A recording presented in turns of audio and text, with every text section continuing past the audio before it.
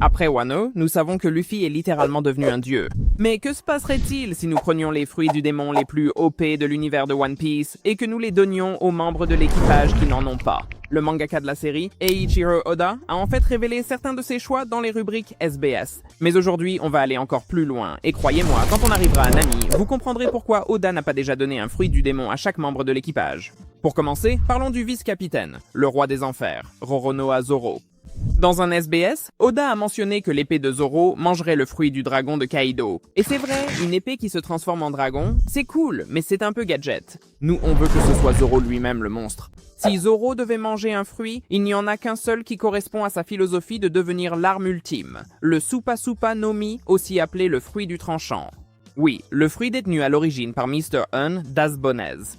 Maintenant, écoutez-moi bien. Je sais que Zoro l'a vaincu, prouvant que le haki et la technique surpassent la simple puissance d'un fruit du démon. Mais voilà le truc. Imaginez si Zoro, un homme qui s'entraîne jusqu'à ce que ses muscles hurlent, avait un corps fait d'acier vivant, littéralement. Le but ultime de Zoro, c'est de pouvoir tout trancher. Absolument tout.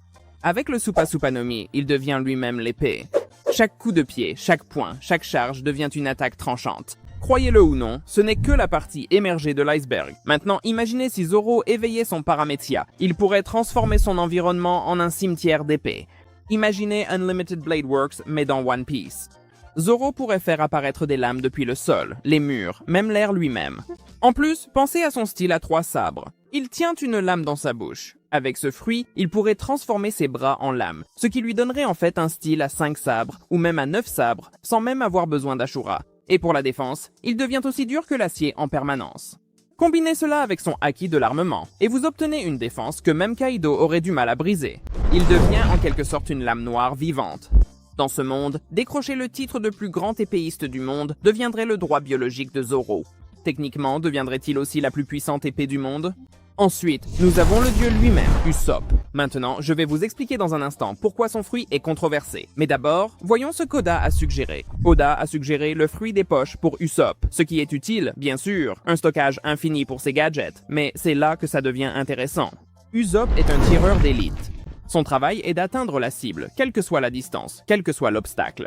Actuellement, Usopp compte sur son haki de l'observation et ses calculs. Mais si on veut faire de lui le tireur d'élite le plus redouté de l'histoire, il faut lui donner le fruit du téléporteur de Vanoger, qui donne à son utilisateur la capacité de se téléporter, ainsi que tout ce qu'il touche. Maintenant, imaginez à quel point ce serait fou pour un sniper. Usopp pourrait se positionner n'importe où sur le champ de bataille en un instant, choisir le tir parfait, puis se téléporter avant que quiconque ne sache où il se trouve. Mais le plus fou, c'est qu'Usopp pourrait téléporter ses compagnons d'équipage hors de danger. Imaginez Luffy submergé lors d'un combat, et soudain, Usopp le téléporte de l'autre côté du champ de bataille pour le mettre en sécurité. Ce fruit transformerait aussi Usopp en personnage de soutien ultime, tout en lui permettant de continuer à se battre à distance comme il l'a toujours fait. Et puisque la plus grande faiblesse d'Usopp est le combat rapproché, pouvoir se téléporter dès que quelqu'un s'approche de lui réglerait complètement ce problème. God Day Usopp, personnage le plus fort confirmé à la fin de la série. Maintenant, passons à notre cuisinier, Sanji. Et même si nous parlerons plus tard de la véritable bête que Franky devient, Sanji mérite d'abord un peu d'attention, car son fruit est probablement le choix le plus inattendu. Sanji a toujours voulu le fruit de l'invisibilité pour, certaines raisons. Et Oda a suggéré le Free Swim Swim, qui lui permet de nager à travers le sol. Ça fonctionne pour la discrétion, mais Sanji est un combattant qui compte sur 2 choses, la vitesse et la chaleur. Son diable jambe génère du feu grâce à la friction et à la passion. Il se déplace si vite qu'il disparaît. Quelle est l'ultime fusion de vitesse et chaleur? Le Pika Pika no Mi, ou fruit du flash de Kizaru? Oui, c'est le duo idéal. Le style de Sanji est aérien, tout en coup de pied. Sans masse, la lumière lui permet de se déplacer à sa propre vitesse. L'accélération, c'est la puissance, dit Kizaru. Peux-tu imaginer un coup de diable jambe porté à la vitesse de la lumière? L'impact serait pratiquement une explosion nucléaire. Sanji est déjà spécialisé dans le haki de l'observation.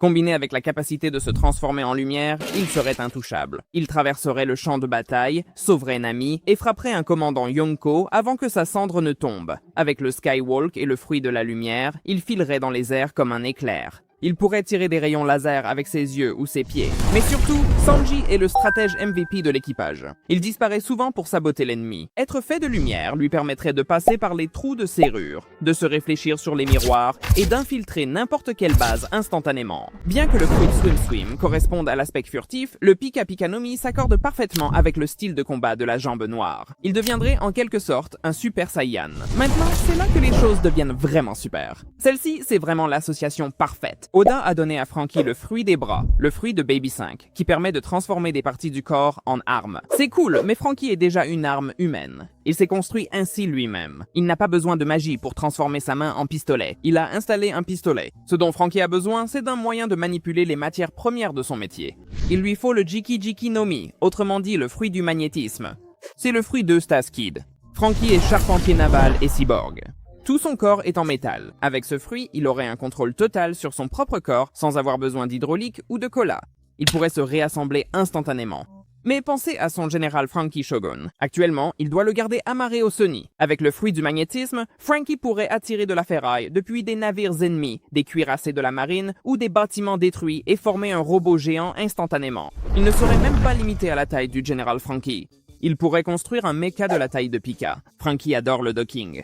Imaginez-le en train de fixer magnétiquement tout le Thousand Sunny sur son dos comme un jetpack. Il pourrait créer des canons à rails, comme le fait Kid, mais Franky comprend bien mieux l'ingénierie derrière ses armes.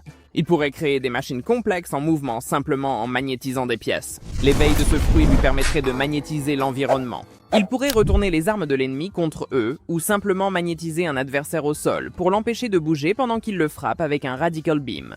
Pour un homme qui tire sa force du métal, devenir le seigneur du magnétisme est la super amélioration.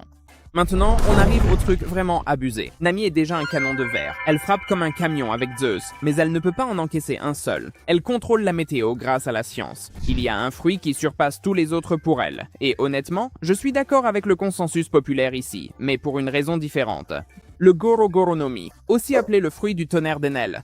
Oda l'a confirmé dans le SBS, disant que Nami serait invincible. Mais voyons pourquoi. Actuellement, Nami est la seule personne au monde capable de ressentir la météo avec son corps. Elle prédit les cyclones avant qu'ils n'arrivent. Si elle devenait la foudre, elle pourrait fusionner sa conscience avec le champ électromagnétique de la zone.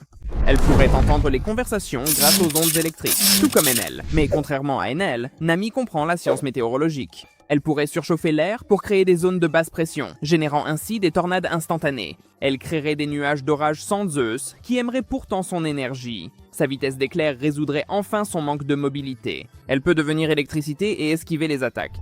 Et parlons du Climatact. Avec elle comme batterie, elle n'a pas besoin de le recharger ou de le faire tourner pour créer des bulles. Elle est la charge. Avec ce fruit, Nami serait une vraie déesse. Elle coulerait des flottes en invoquant simplement une tempête. En termes de puissance destructrice, elle pourrait même rivaliser avec Luffy. Si Nami avait ce fruit, il faudrait changer de capitaine. Mais qu'en est-il du boss, le chevalier de la mer, Jinbei? Je vais expliquer dans un instant pourquoi le choix de son fruit est si génial, mais d'abord, il faut comprendre le problème. Trouver un fruit pour Jinbei est compliqué parce qu'il est un homme poisson. S'il mange un fruit, il perd la capacité de nager dans la mer, ce qui est son plus grand atout. Cependant, il existe un fruit qui lui permettrait de nager là où aucun homme poisson n'a jamais nagé auparavant, le Suisui no Mi, le fruit de la nage. Attendez, Oda ne l'a-t-il pas donné à Sanji? Oui, mais je pense qu'il devrait revenir à Jinbei. Ce fruit permet à son utilisateur de nager à travers la matière solide, le sol, les murs, la roche, comme s'il s'agissait d'eau. Jinbei est un maître du karaté des hommes poissons. Le principe fondamental du karaté des hommes poissons est de manipuler l'eau présente dans l'atmosphère et l'eau à l'intérieur des êtres vivants. Il repose sur le mouvement fluide du corps. Si Jinbei peut nager à travers le sol, tout le champ de bataille devient son océan. Il peut plonger sous terre, prendre de la vitesse et lancer un point démoniaque surgissant du sol directement sous le menton d'un ennemi. Mais voici le vrai point fort, la friction et la mécanique des fluides. Le karaté des hommes poissons utilise des ondes de choc qui se propagent dans l'air. Si le sol est de l'eau pour Jinbei, il peut envoyer des ondes de choc à travers la terre.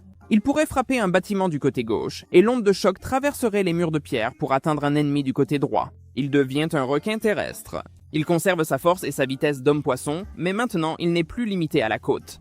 Il peut entraîner des ennemis dans la pierre et les y laisser suffoquer. Cela couvre la seule faiblesse d'un homme-poisson sur la terre ferme. Avec le Suisui no Mi, la terre devient la mer. On pourrait dire qu'il serait le plus puissant combattant au corps à corps sur terre, car on ne peut littéralement pas le toucher. Il plongerait simplement dans le béton pour réapparaître derrière vous. Avec ses pouvoirs dans l'équipage, même Wano aurait été terminé en 10 minutes. Kaido, Big Mom, des reliques du passé. Oda savait ce qu'il faisait. Je doute que One Piece ait duré si longtemps si tous les chapeaux de paille avaient eu des fruits du démon. Ou bien si, et s'il existait un équipage si puissant qu'il surpasserait les chapeaux de paille. C'est le sujet de cette vidéo. Découvrez en vidéo le potentiel de l'équipage le plus fort de One Piece.